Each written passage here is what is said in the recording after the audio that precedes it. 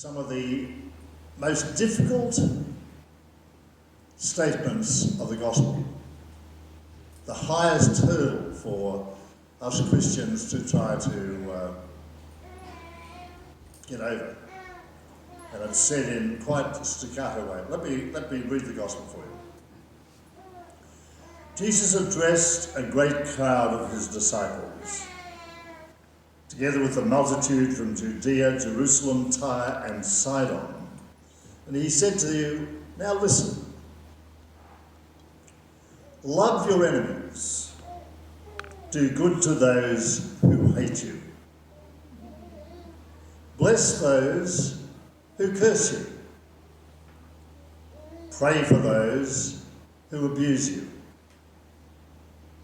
If anyone strikes you on the cheek, offer the other cheek as well.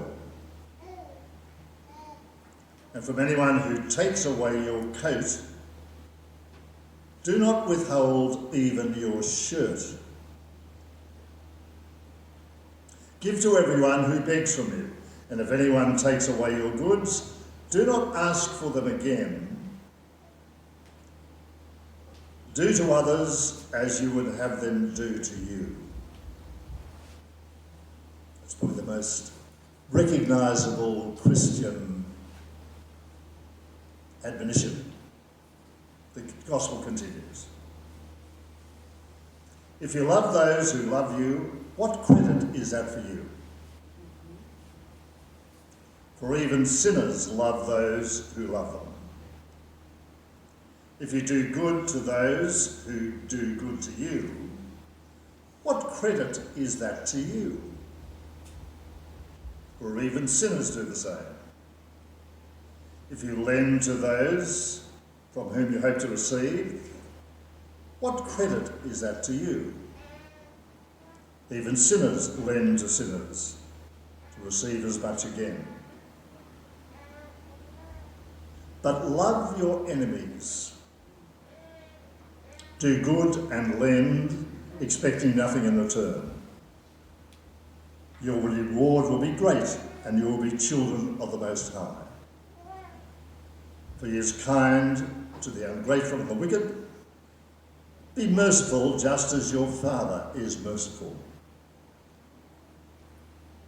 Do not judge, and you will not be judged. Do not condemn, and you will not be condemned. Forgive, and you will be forgiven. Give, and it will be given to you. A good measure, pressed down, shaken together, and running over will be put into your laps. For the measure you give will be the measure you get back. This is the gospel of the Lord.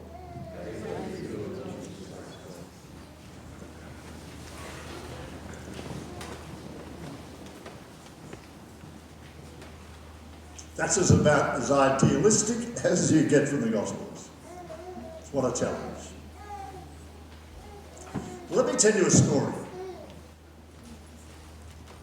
The name Helen Prejean may not be well known to you.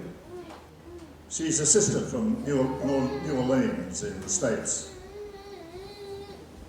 She has been the subject of a film, and she has visited Australia once or twice. She's an international advocate of trying to get rid of abolishing the death penalty. Helen Prejean works in the death row of prisoners in her part of the United States. In 1995, she wrote a book, and it was picked up by that film actor Susan Sarandon, beautiful, wonderful actor, and she was so impressed by the work of this woman on the death row that she went to her husband Tim Robbins, and they decided to produce a film. You may remember it. It was called Dead Man Walking. It's an extraordinary film. Dead Man Walking, the title, came from the phrase that is called out in the prison when a person is being taken to the place of execution. It's a prison phrase. Anyway, that film unfolded a story of the relationship between Sister Helen Prejean and a prisoner on death row whose name was Monsignor. Extraordinary film. By the way, it might be on streaming on one of these platforms. Well worth having a look at. It's an extraordinary window into this very controverted question of the death penalty. In her book, however, Prejean talks a great deal about the ministry that she has with the families of victims of people who have been damaged so strongly by criminal murder, rape, the most terrible crimes. And she spends not only time on the death row with those who are convicted with the death penalty, but she spends a great deal of time with the parents and friends of the victims. And you can well imagine getting very, very sort of different responses from both of those. When Tim Robbins took this film to the big studios in Hollywood, they said, no, wouldn't touch it, unless we can get the nun to fall in love with the prisoner. You get a sort of a romantic interest. And Robbins said, don't be ridiculous. Grow up. This is a story of adult stuff. This is actually a story of redemption. And as the plot unfolds, and for those of you who've seen the film, you might recall this, Helen Prejean is trying to get the person who was responsible for the most heinous crime, the most terrible rape and murder of a young woman. She's trying to get him to admit that he was guilty. And he resists it for the great extent of the film. And then he's, on the day of his execution, there's this final dramatic scene when, in fact, in a very sort of, what word should I use? Not casual, but sort of very reluctantly, he admits his own crime. And then the film centres around the fact of that lovely phrase from St. John's Gospel, the truth will set you free. It's a story of forgiveness. It's a story of just how the tragic and agonising moments in our life can shrink us. The real story is the story of Helen and the families of the victims. She came to Australia about 15 years ago, and Margaret Throsby from the ABC interviewed her.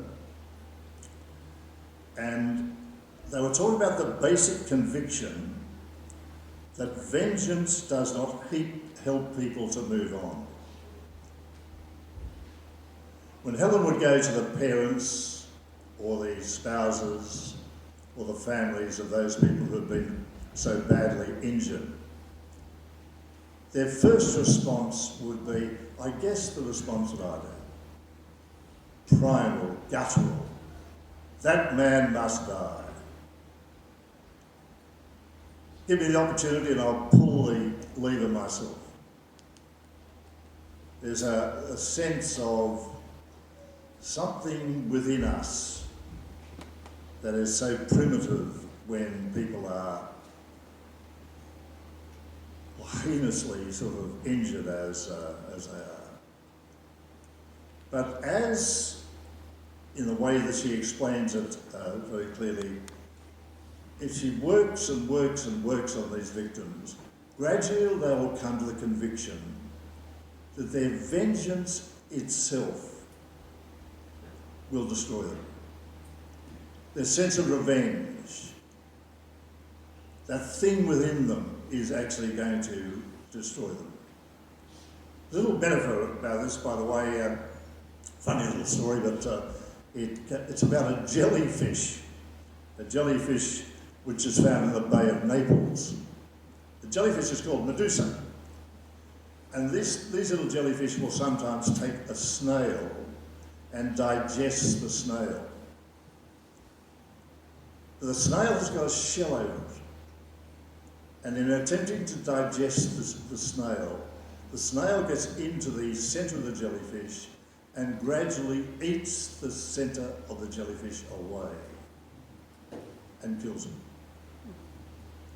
And she uses that dramatic image to explain the fact that vengeance, deep vengeance like this, deep wounds, but by the way, most of us have got a cover. Perhaps not forgiveness, it's often grief, it's often some stories that have been in our past that continue to eat away from us. But they're like that little snail in the jellyfish. They eventually eat us. And so, why am I talking about this? Because in fact that whole gospel is about forgiveness. It's about trying to deal with those people who have injured you. Trying to deal with those things. Little personal story. I shouldn't have time for this. We want to get to the drums, kids. We're waiting for you. They're saying, get out of that pulpit, Doherty. Little story that happened to me years and years ago, and I was just ordained. And I was out at a football ground one day, and I had left my shoes in the dressing room, and when I came home, the shoes were stolen. And I was jumping around the place. They're new shoes. I love those shoes. And a friend of mine came up and said, you know what? The fellow who took those shoes might have wanted them more than you. He swung the gospel on this young idealistic priest. He was right, of course, but I still look for those damn shoes. It's still eating away at me. This gospel is challenging us at our most primitive. You can say it's hyperbole, you can say, oh, well, that's just for the people who've got it all worked out. No. For every one of us. And to take it in the serious fashion that is offered to us. It's Luke again at his best, trying to offer us the real challenge of what it means to be a believer.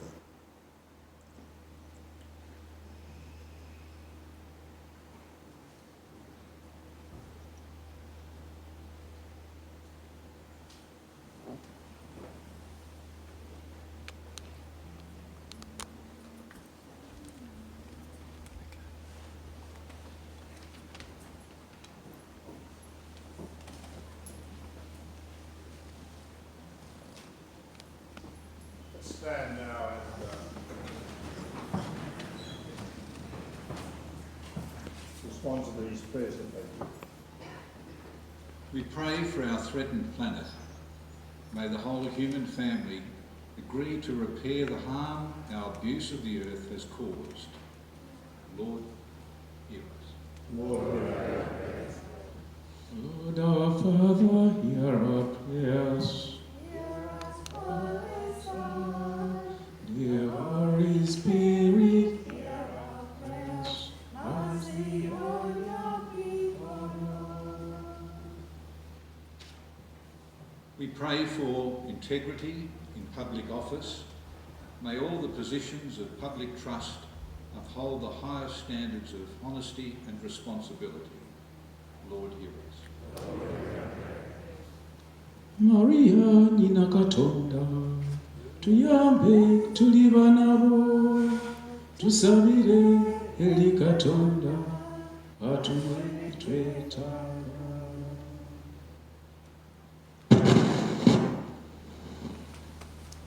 We pray for the residents and staff of aged care facilities. May the urgent reforms needed for effective care and just working conditions be put in place. Tuchikusaba Mukama tulinde.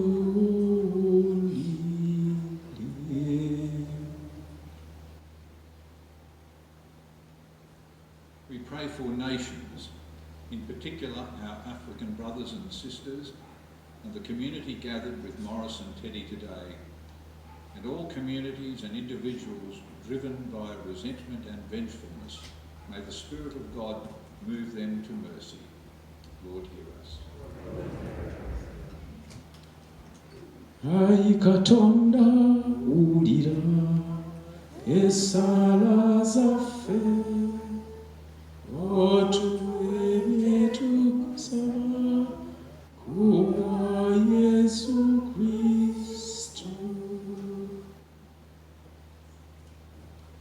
We pray for the recently deceased, especially Carolyn White and Tony Ward from our community.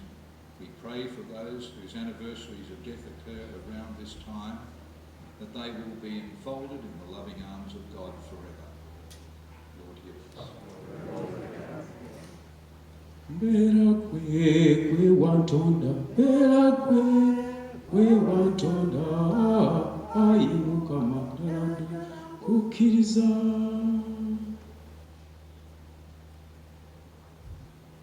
We remember and pray for Father Paul, who reached out to all with love and generosity of Christ. May we too do the same.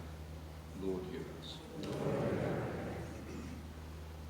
Otuwe n'okutegeera, otuseemu n'okwagala, otujjuze n'amayiga,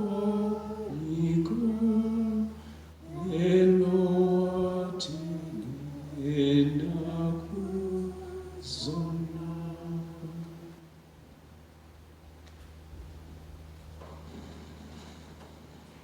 I'd like to also mention Caroline, as we offer this Mass on her behalf. Also Nigel Doherty, who is a name that some of you may know, a very significant contributor to the Australian musical scene in the ABC. Nigel died recently. Frank O'Brien, a friend of mine, died last week. And to all of those who we have loved and who have loved us, let's remember them well. Lord, hear us. Father, we offer you these prayers through Christ. Amen. Definitely offer you a contract to sing. We're coming up for the gifts, bringing the gifts. Morris, the gifts. The gifts. Offertory procession.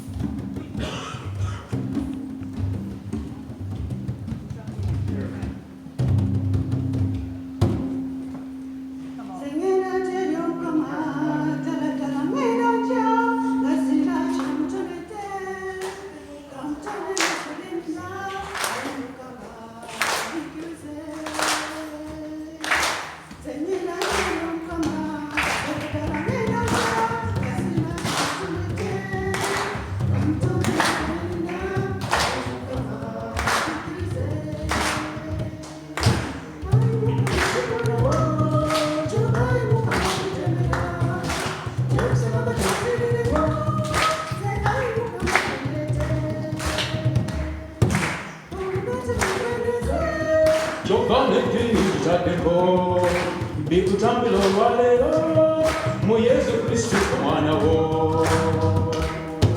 katonda yebale katonda yebale jakumwebazanga emirembe jakumwebazanga okutengiza nakunsiku wali kubali wabikwebaza ntya ayi mukama gwe nyini bwekwebaza ntya kyeyo mukama ddala ntya asirina kyemutoleke kamutonereze byennina ayi mukama biikirize